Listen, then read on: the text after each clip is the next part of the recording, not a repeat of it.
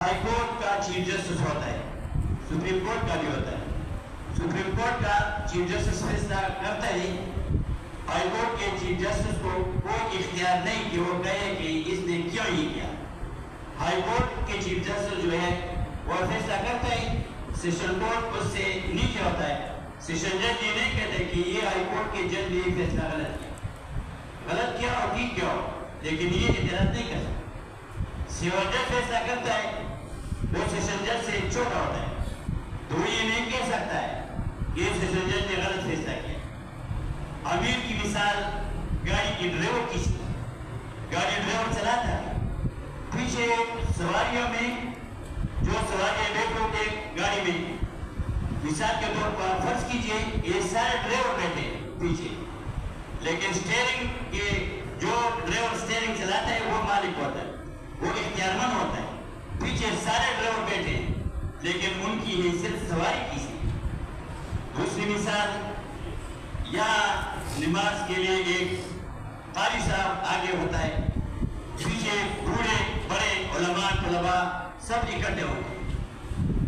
آگے 16 سال 20 سال کا قاری صاحب نماز پڑھاتا ہے، وہ قرات پورا کر کے مقتدیوں سے کہتا ہے کہ رکوع کی طرف آ جائے، تو کوئی یہ نہیں کہتا ہے یہ تو چھوٹا بچہ ہے، ہم تو اس سے بڑے ہیں، نہیں، یہ امام کی تابعداری کرنے میں کتنا اجر ہے؟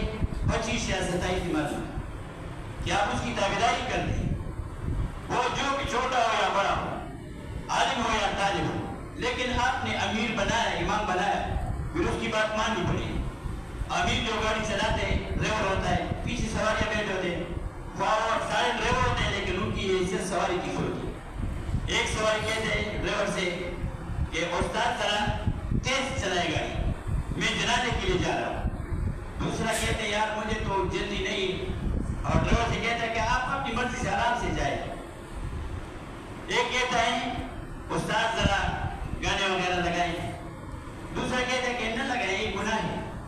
ڈرائیور سب کو ہاں کہتا ہے، لیکن گاڑی جو وہ چلاتے ہیں تو آگے سے بریکر جو آتا ہے تو پھر پوچھتا نہیں سوال سے کہ بریکر آ گیا میں بریک لگاؤں، یہ نہیں پوچھتا۔ وہ اگر بریک نہ لگائے تو نقصان کس کو پہنچے گا؟ سواری ہو۔ اچانک آگے گڈھا آ گیا تو ڈرائیور نے ہائیڈرالک بریک لگایا، فوراً تو سواریوں کے سر جو سیٹوں سے لگ گئے، ایک دوسرے کے ساتھ ٹکرا گئے۔ تو وہ کیا کہتے ہیں؟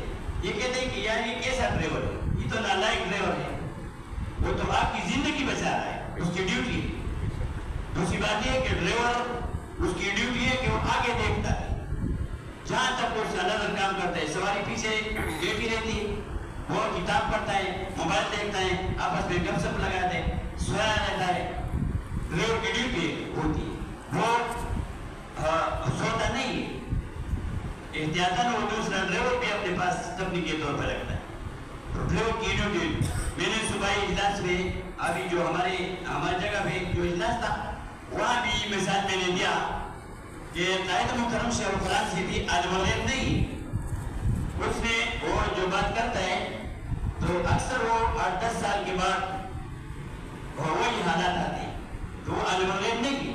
میں نے یہ مثال دی کہ ایک ڈرائیور ہے، وہ کراچی کی سواریاں چلاتا ہے، بس چلاتا ہے، ہمیشہ اس کو پتہ ہوتا ہے کہ میں آگے اسماعیل خان سے نکلوں گا تو آگے گومل میں وہاں ایک بریکر ہے، وہاں آگے ایک موڑ ہے، پھر جو پہنچوں گا تو وہاں چوک ہوگا۔ ان کو پتہ ہوتا ہے کہ راستے میں کیا کیا ہوتے ہیں، تو عالم الغیب تو نہیں ہوتے، لیکن اس کی ڈیوٹی وہ ہمیشہ اس روٹ پہ چلتا ہے، تو اس کو اس کا تجربہ ہوتا ہے، تجربے کے طور پر بتاتا ہے۔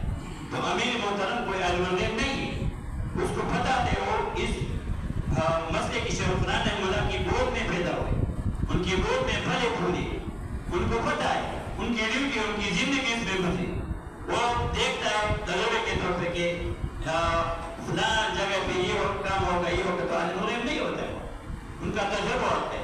آج اس دفعہ چھوٹے دورے میں ایک بات انہوں نے فرمائی کہ 10 سال کے بعد انشاءاللہ پورے ملک میں اشاعت التوحید و سنت کی جھنڈے لہرائیں گے انشاءاللہ.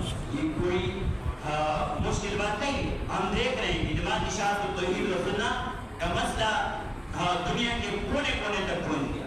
دنیا میں کوئی بھی ایسا ملک نہیں جہاں اشاعت کے طرف درس قرآن نہ ہو. تو آپ کا یہ ڈھانچہ جو ہے پرانا، یہ ساتھیوں کے مشورے سے وہ پرانا پرانی تنظیم ہوگی. یہ مشورہ جو ہے نبی علیہ السلام اللہ ہم کو حکم دیتے ہیں سورہ آل عمران 159 نمبر میں وشاورہم فی الامر.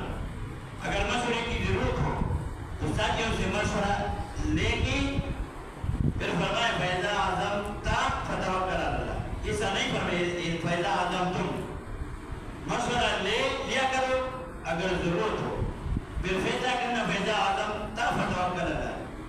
جب تم ارادہ کرو تو پھر جو دل میں آئے اسی طرح کیا.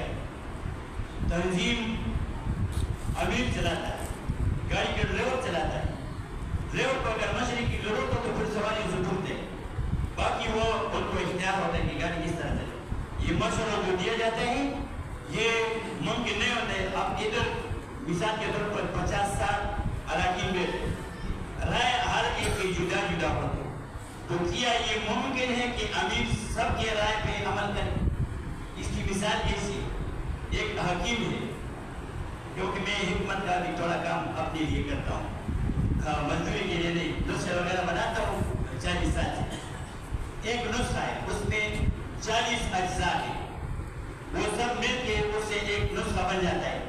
ان جڑی بوٹیوں میں جس کا رنگ زیادہ ہو تو سارا نسخہ میں وہ رنگ آتا ہے، اسی طرح نکالا جاتا ہے.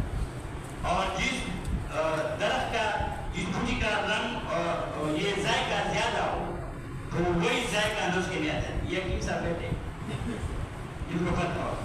تو اس کا مطلب یہ نہیں ہے پھر نسخے کو وہی نام دیا جاتا ہے. مثال کے طور پہ ہم کہتے ہیں حکیم لوگ کے یہ حب کچلا، یہ کچلا کی گولی ہے، تو اس میں اور اجزاء بھی ہے، لیکن ایک جو ہے وہ اس میں کچلا ہوتا ہے، تو اس کا اثر زیادہ ہوتا ہے، تو اس کو کچلا کا نام دیا جاتا ہے. تو یہ رائے جو سارے ساتھی دے دیتے ہیں تو سب کے اس پہ عمل کرنا مشکل ہوتا ہے. باقی ان کے تمام رائے جو ہیں وہ اس فیصلے میں شامل ہو، لیکن رنگ اس ایک کا ہوتا ہے. وہ امیر صاحب کسی ایک کے مشورے پہ عمل کرتے ہیں، جو باقی رائے یا رائے گاہ نہیں جاتی، اس میں اس کا رنگ ہوتا ہے. تو یہ رائے جو ہے امیر صاحب لیتے ہی ہر جگہ پہ ہوتے ہیں. اور یہ کلکم رائن و کلکم مسئول. تم میں ہر ایک اپنے گھر کا، اپنے گاؤں کا، اپنے تنظیم کا، اپنے علاقے کا بڑا ہے، امیر ہے، اس سے پوچھا جائے گا اس کے بارے میں. تو ڈیر اسماعیل خان کا تنظیمی ڈھانچہ جس طرح پہلے سے سرپرست اعلیٰ محترم مولانا امیر عبداللہ صاحب کی رائے اور اس کی تجویز کے مطابق میں اس سے اتفاق کرتا ہوں. ساتھیوں کی رائے کے مطابق اس کی تناظر میں امیر صاحب سرپرست اعلیٰ کے رائے سے میں یہ فیصلہ کرتا ہوں کہ جماعت اشاعت التوحید و سنت ضلع ڈیر اسماعیل خان کا تنظیمی ڈھانچہ وہی ہوگا جو پرانا تھا. اور ڈیر خان میں یہ آپ نے یہ بنائیں گے جس طرح وہ مناسب سمجھتے ہیں. باقی سستی کی باتیں تو یہ انسانی فطرت ہے، انسان ہے کمزور، انسان کمزور ہے. باقی کبھی کبھی ایسا ہوتا ہے کہ